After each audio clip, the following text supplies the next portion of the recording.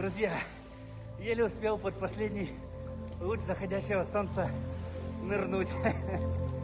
Гравийная бухта. Шикарное место. Один из лучших пляжей. Рекомендую.